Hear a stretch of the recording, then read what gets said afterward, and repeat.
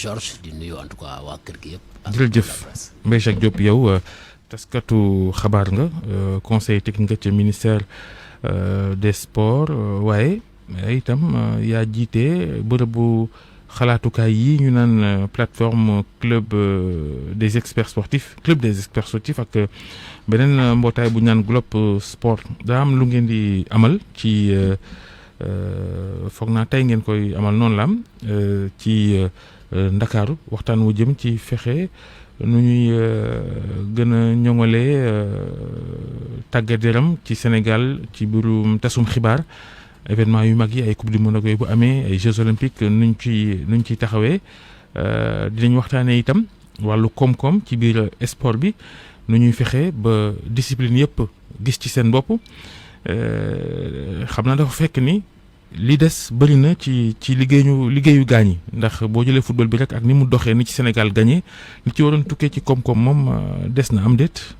waaw jërëjëf Babacar maa ngi lay gërëm di la sant di wax lekk ne que club des experts sportifs ak Globe lu ko ëmb mooy dañu toog pendant presque dañu toog benn biir bi ñu toogee giir gi ñu xool ne ñun par exemple sport bi am nañ ci légitimité bi mooy lan mooy que ni par exemple que ce soit le dirigeant que ce soit le journaliste sportif que ce soit le pratiquant muy aussi l'éducateur ñu teg benn kuréel boo xam ne ñu tuddee ko benn plateforme club des experts sportifs ak Globe Sport mu regrouper tous les anciens ministres des sports regrouper tous les présidents de fédération regrouper d'anciennes sommités en tout cas des identités remarquables du sport sénégalais ak même des gens qui vivent dans la diaspora et partout ailleurs ñu ne kii bi dafa comment dirais-je plateforme bi dañ koy teg ci benn charte bi mooy que ni lépp lu ñuy discuter ci plateforme bi wàllu tàggat yaram lay doon donc ci wàllu woowu ñu teg ko bi ñu ko tegee ren la ñu am ñetti at yoo xam ni am na toutes les sommités ñu ne kat ñetti at yi war nañu saytu xool exactement parce que soo xoolee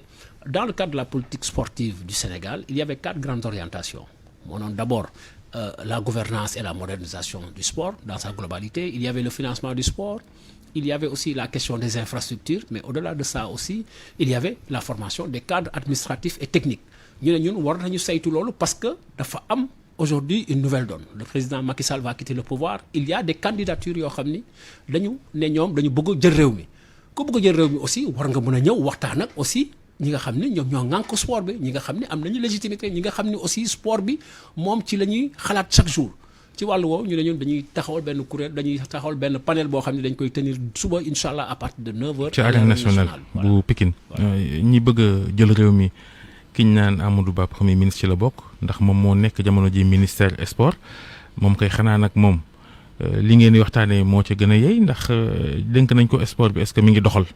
xam nga sport bu Sénégal mi ngi dox parce que. Bien, vous ne voyez que la personne du Premier ministre des Sports, M. Amadou Ba. Mais sport Sénégal, am na secrétaire général au ministère des Sports, am na des directeurs et services des sports. Yooyu yëpp mi ngi dox parce que soo xoolee aussi les gens se réunissent régulièrement en réunion de coordination, les gens travaillent sur des projets. Mais est-ce que loolu doy na vraiment. loolu laa lay wax. ministère bu amul ministre. non si y a un ministre le premier ministre il est ministre des sports. oui d'accord mais da koo booleeg yeneen liggéey. mais ministre boo xam ni dañ koy jagleel loolu rek lay toppatoo xëy na loolu moo gën. Babacar xam nga aujourd'hui soo xoolee loolu moo gën xëy na loolu aussi prérogative le président de la République la ñun du suñu ay prérogatives parce que ñun nous sommes des agents de l'État ay fonctionnaires lañu yoo xam ni dañuy wëy ci waawu kilifa gi donc ñun c'est ça notre démarche maintenant su fekkee ni par exemple soo xoolee ni par exemple am na secrétaire général comme ni ma la ko waxee les directions ñi ngi fonctionner les inspections régionales comme départementales ñi ngi fonctionner moi je pense que aujourd'hui peut-être que yéen vous ne voyez que la personne du premier ministre monsieur Amadou Ba mais je pense que le ministère des Sports continue de fonctionner normalement les compétitions continuent de plus belle donc je pense que loolu amul benn xarma yàlla boo xam ne nit ñi war nañ ko xool xëy na peut-être que ñoom li leen marqué mooy peut-être que les gens oublient que le président Macky Sall il a assuré l'intérim du premier ministre pendant quelques semaines et il n'est pas le seul aussi je pense. nga ne comme ñu ngi jublu ci ab élection présidentielle dana baax ngeen dajeek ña nga xamante ne ñoom ñooy. ñu bëgg a jiite réew mi comme ça ñoom ñu décliner la nga xam ne moom mooy seen namteef ci wàllum sport. On sait que c'est pas une première. En 2019 on avait vu que Macky Sall il avait rencontré le monde sportif fii nii ci ab hôtel fii nii mais yenn saay nit ñi dañuy ñëw diggee jël seen i engagement voilà après du mujj fenn.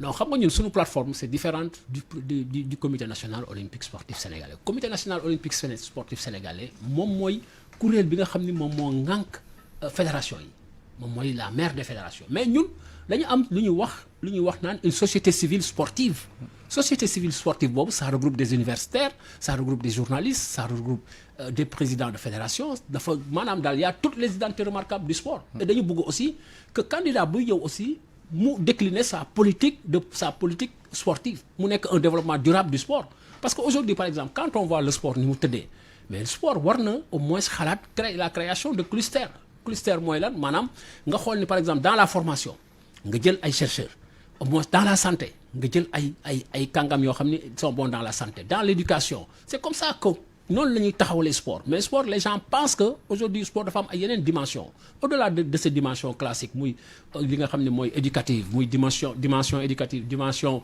politique ak dimension sociale sport dafa am léegi ay dimensions yu bari dafa am la dimension géopolitique dafa am la dimension géostratégique dafa am la dimension diplomatique mais la dimension aussi juridique donc yooyu yëpp war na tax ñu créer ay clusters yoo xam dañ ciy xalaat màcc ko parce que sport dootul ay compétition wala représentation parce que dafa am beneen dimension boo xam ne ak surtout la dimension diplomatique donc loolu moo tax ñun dañuy nekk genre société civile boo xam ne sportive parce que loolu moo manqué ci réew mi te loolu ñun war nañ ci war suñu béy parce que. réew mi kay li mu manqué Mbaye Jacques mooy dirigeant.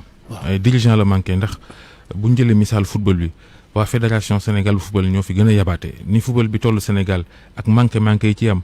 amuñu sax boutique bu ñu jaayee mayo question d'organisation bu ma gisee cérémonie protocolaire au final coupe du Sénégal la fête quand même du foot local da ngay rus sax quoi c'est-à-dire problème mu dirigeant am na ci réew mi boo ko xoolee yeneen yi am ci yeneen réew ni gars yi di xalaatee développement football et tout ça c'est le premier problème les ressources humaines de qualité. mais xam nga Babacar aujourd'hui le football ñi fa nekk dañu am benn légalité ak légitimité parce que ils ont été élus par le mouvement sportif. Et quand vous êtes élu par le mouvement sportif aujourd'hui on peut pas nier que par exemple am na ay manquements wala yooyu parce que c'est le mouvement sportif qui vous fait confiance. gis nañ fi légitimité bi ça ne pose pas problème. mais gis nañ ci àdduna ba tey ay nit falu ci ay fédération doxaluñ gouvernement ba jël ci ay dogal samp ay comité ak ñoom seen loolu c'est pas un problème. légitimité waxuma ni dañ fi war a samp comité exceptionnel ak yooyu. mais boobu day fekk mu am crise mais y a pas de crise. mais attends mais yoreenu football bi doxul Sénégal. doxul ñu ngi gagné mais doxul. mais Babacar.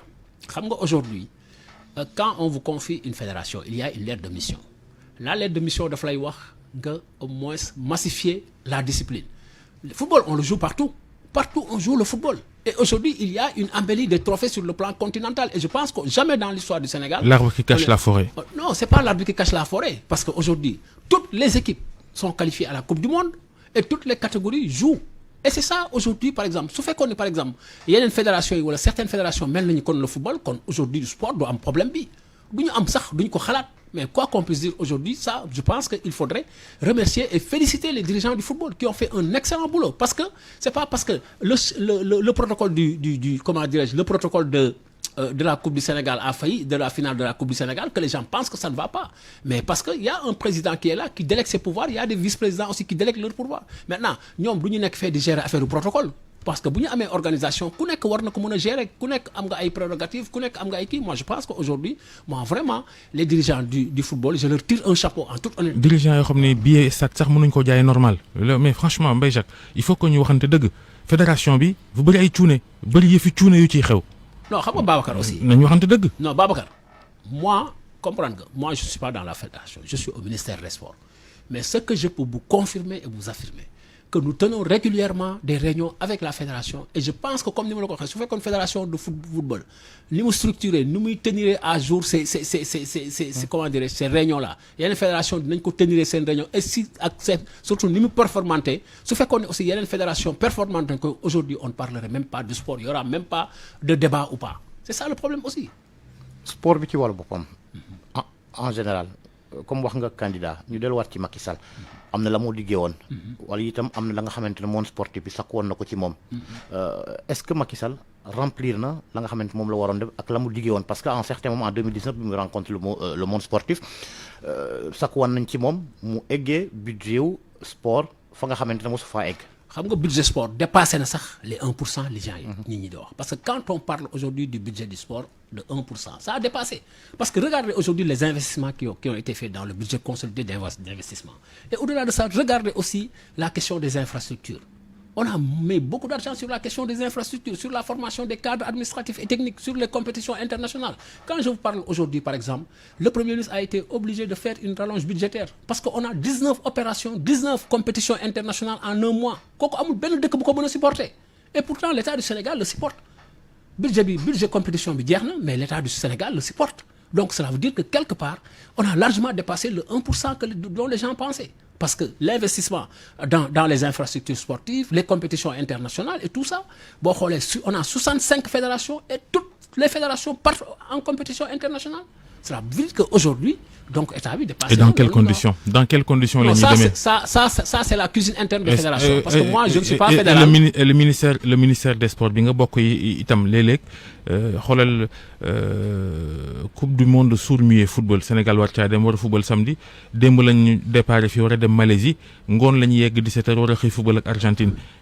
Voilà mbiru cuune ngoog nag. yéen ministère yéen Amadou Ba premier ministre yéen fédération cuune. waaw léegi xam nga la coupe du monde des sourds-muets est-ce que xam ngeen lan moo indi problème bi yooyu parce que les gens ne vont pas à la source pour avoir la vraie information dañuy dem ce qui les intéresse mooy ce sont les trains qui n'arrivent pas à l'heure et malheureusement quand il y a eu la remise du drapeau par le premier ministre des Sports il y avait une délégation mais les sourds-muets ont demandé qu'on leur rajoute au moins quelques membres dans la délégation et l'État du Sénégal était obligé de rajouter 8 personnes dans cette délégation-là des sourds-muets alors qu'ils n'en faisaient pas partie. Oui, 8 personnes à l'échelle d'un État mais franchement. Mais Babacar attention tout est budgétisé aussi. Oui, aujourd'hui dans le ministère des Sports on a ce qu'on appelle les budgets programmes. kilifay politique yi yor réew mi lu ñu bëgg a def dañ koy def ca saasa bu leen ñoree. Nous ne sommes pas des politiques nous sommes des agents de l'État nous travaillons sur la base d'un budget programme qui a été alloué au ministère des Sports et c'est comme ça que les gens font. Oui, on ne peut pas dire par exemple que ñun budget bi amuñu ko dañ ko war a dem par force jëli ko mais ça c'est des négociations. xoolal fédération football seen yëfi amateurs yi ñu def annulé match amical contre Mali bi waroon am le 13 et cetera dem songi Cameroun fële y a même pas de cohérence sax kenn xamul li ñuy def lan la. non match contre Mali bi day coïncider ak le tirage au sort. Mais tirage au sort, tirage au sort quand même. Tirage au sort, ça c'est une cérémonie solennelle. Non, c'est pas solennel parce que le tirage au sort, il y a l'entraîneur qui vient, il y a le team manager qui vient, il y a le président, il y a le secrétaire. Ils sont pas obligés. Si, Babacar, parce qu'aujourd'hui, par exemple, au Sénégal, quand il y a le tirage au sort et que vous allez jouer à Bouaké ou vous allez jouer à Yamoussoukro, mais automatiquement, il y a une mission de prospection qui va là-bas pour voir exactement les sites d'accueil. Ça, c'est important. C'est parce que nous allons vers une Coupe d'Afrique des Nations.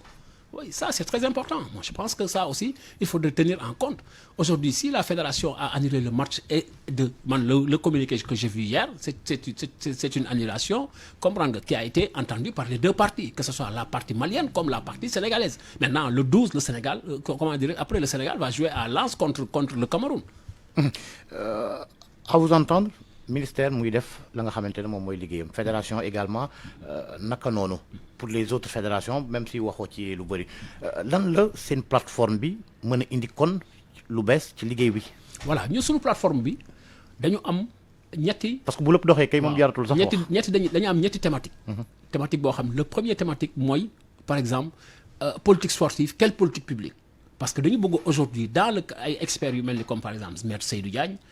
ki nga xam ni comme par exemple moom mooy Souleymane Boun Daouda Diop ak le docteur Mokhtar Ndiouk ñoo koy traité donc dañu bëgg ñun ñu ne suñu politique publique ñun nii lañ ko bëggee parce que suñu paree par exemple le deuxième panel mooy Pape Massata Diack Blaise Diagne ak Ousmane Thiongane ñoo koy kii sur l'économie du sport parce que dans l'économie du sport aujourd'hui il y a l'équilibre financier il y a l'équilibre des il y a aussi la contribution du sport à l'économie nationale le troisième panel moom mooy les GESI c'est comment dirais-je c'est la couverture des grands événements sportifs internationaux te kooku aussi dañ koy delloo njukkal le président Ablaye Thiam parce que mooy suñu président moom mooy parrain d'honneur kii boobu léegi dañu bëgg ñooñu par exemple gës yi ñan ñoo koy traité Cheikh Tidiane Fall xam ngeen ko expérience am dans les grands événements sportifs Babacar Khalifa Ndiaye ak docteur Mamadou Koumé ba nga xam ne yéen seen professeur loon au niveau du CESTI bu ñu paree dañu bëgg def par exemple professeur Ablaye Sakho moom mooy modérateur les rapporteurs généraux moom mooy par exemple il y a Samuel Ndiaye il y a Ablaye Cissé il y a le docteur aussi Assane Kane Diallo de l'université Gaston Berger ak Malick Sy dañu bëgg ak Mamadou Kassé aussi journaliste donc dañu bëgg suñu paree kuréel yooyu ñu jël ko def ko un document qui sera remis au président de la République qui sera remis à tous les candidats qui sera remis aussi au comité national sportif sénégalais parce que aujourd'hui aussi ñun sport bi dañ ci am baat dañ ciy wax ñu nekk ci biir dañ ciy wax ñu nekk ci biti dañ ciy wax bëgg nañ tey aujourd'hui créer une société civile forte boo xam ne sport bi ku ci nar a dévier wala ku ci nar a kii ñu teg la ci yoon. est-ce qu'on peut s'attendre à ce que yéen seen plateforme bi au regard de tout cela document boobeek li nga xam ne yéen a ngi koy xaar ci candidat yi ngeen jël position. Non, on ne prendra pas position. Pourquoi parce que nous ne sommes pas là pour faire de la politique. Nous sommes dans un rôle. mais wax dëgg du politique. waaw mais defal ndànk rek nous sommes joxoon ñu yoon wi nga xam ne moom fan la ñu war a jaar loolu du politique. Non, on ne fera pas de la politique, on ne prendra pas position. Mais nous sommes dans un rôle d'alerte maximale de veille. ñun loolu mooy suñu position. du ñu jël position pour dire que tel candidat, mais nous allons juger nécessaire de pouvoir dire à l'opinion, nous avons auditionné tant de candidats. lan moo nar a doon finalité audition bi alors parce que ku nekk da nga am li nga xamante ne moom ngay proposer mën nañoo jàpp ne lii moo gën proposition diw wala proposition. mais ñun su boobaa dañuy saytu document de politique durable du sport de chaque candidat su boobaa ñun bu ñu réunir après mun nañu ne kat ñun gis nañ ne candidat yi seen politique publique. candidat yi ñu ci ëpp. waaw ñi ngi yor réew mi fi ñu toll nii wala yoroon nañu réew mi te defuñu dara. waaw mais xam nga nu ngeen ci mënee amee yaakaar loolu. xam nga Babacar. bàyyi leen politiciens yi. non Babacar. amuñu njëriñ. non Babacar nous on n'est pas des politiques nous on est des techniciens. Et le technicien, il est aujourd'hui obligé de travailler avec les politiques parce que ce sont les politiques qui sont. li ñu mën daal équipe nationale football gagné ku ne di wane sa bopp di jiital kii di wengalu di tiitaru naan jaaraama président moo ko fi def moo ko fi indi mais franchement. mais aussi Babacar quoi qu'on puisse dire aussi le président il a mis de gros moyens dans le sport qu'on le veuille ou pas. ana stade yi. mais regardez aujourd'hui le stade là. oui d'accord. Et aujourd'hui on est en train est-ce que chaque jour lañ fay football. est-ce que ñi football ci réew mi yëpp mën nañu faa footballer. Babacar je donne un exemple. yeneen régions yi nag. non allez à l'Île-de-France au Stade de France. on y joue presque une fois tous les 6 mois. waaye ñoom am nañ yeneen stade yu ndaw yu baax. yu ñuy footballer mais peut-être que ñoom seen modèle ak suñu modèle bokkul. c'est pour cela que nous devons réfléchir sur un prototype de modèle et le conceptualiser par rapport à nos réalités. c'est cela que nous voulons dans le sport. c'est ça que nous voulons dans le sport. moo tax comprendre que donc am nañu ay stades et il y a des stades qui sont en train d'être réhabilités et aujourd'hui allez voir par exemple aujourd'hui comment dirais-je le stade Léopold Sédar Senghor on est pratiquement à 70% des travaux. Allez voir les autres stades par exemple à Dakar par exemple le stade de Ngor pare na stade Parcelles Assainies pare na. Jeux olympiques de la jeunesse yi ragal naa mu takk suuf. non les Jeux olympiques de la jeunesse la preuve vous avez vu tout dernièrement il y a moins d'une semaine le professeur comment dirais-je le préfet Mor Talla Tine ak le coordonnateur des Jeux olympiques de la jeunesse le président Ibrahima Wade boo xoolee jox nañu impense yëpp ce qui occupait pratiquement les abords du stade, les cordonniers, les stades, presque un coût de 2 milliards. Alors qu'ils l'occupaient illégalement, mais les gens ont voulu les dédommager pour nous. Et il y aura aussi là-bas la maison du cuir. Coupe d'Afrique football 2027, moom génne leen ci seen xel. Ah pourquoi? Stade Abdoulaye Wade moo fi ne Lat Dior ma ngay nërmeelu ngeen ni da ngeen di defar bu bees ca Ndar bëgg a waxi Njaaréem ki Kaolack Aline Sitoé Diatta nga nële xoosu ngeen bëgg a def Coupe d'Afrique 2027 loolu gannaaw suba la. waaw mais des na ñaata at ñeenti at moo des ñeenti at ci réew lu nekk xaj na fi. Côte d'Ivoire ak Cameroun boo xoolee amoon nañ lu ëpp loolu. te seen dara matul. en un temps record en moins c'est l'Afrique. non dama lay xoolal aujourd'hui rek dama lay jox loo xam ni misaal la en moins de 2 ans nous avons construit 3 grandes infrastructures de première génération l'arène nationale le palais des sports Arena de Diamniadio et le stade du président Abdoulaye Wade loolu rek comprendre nga loolu moo lay won ni nous au niveau des politiques publiques l'État peut réaliser. non mais Jacques damay ragal da ngay naayisal quoi da ngaa bañ a xosi politiciens yi mais xam nga ni ay caaxaankat lañ. non parce que Babacar du question xosi mais da ngay gis loo xam ni c'est des preuves palpables. yow ndaje mi ngi amal suba sax ni la ci waroon dimbalewul la ci foog dégg naa am nga problème budget est-ce que ndaje mi sax dina am. mais Babacar xam nga ñun le plus important c'est pas l'argent ce qui est important c'est qu'il y ait une satisfaction morale ñu def affaire bi mu wóor la ne affaire bi am na réussite parce que kàngam yi koy ñëw rek di ko jiite ak ñi koy modérer rek ñooñu c'est des références sur le plan international. kon rendez-vous ëllëg incha allah ci arène nationale ngeen waxtaanee jafe-jafe sport ak lu ko mën a jëmale kanam jërëjëf Mbaye Jacques Diop jërëjëf Georges jërëjëf Soxna Naata. Merci beaucoup. Vous avez besoin de caution sur des marchés publics ou privés? Adressez-vous à la SONAC.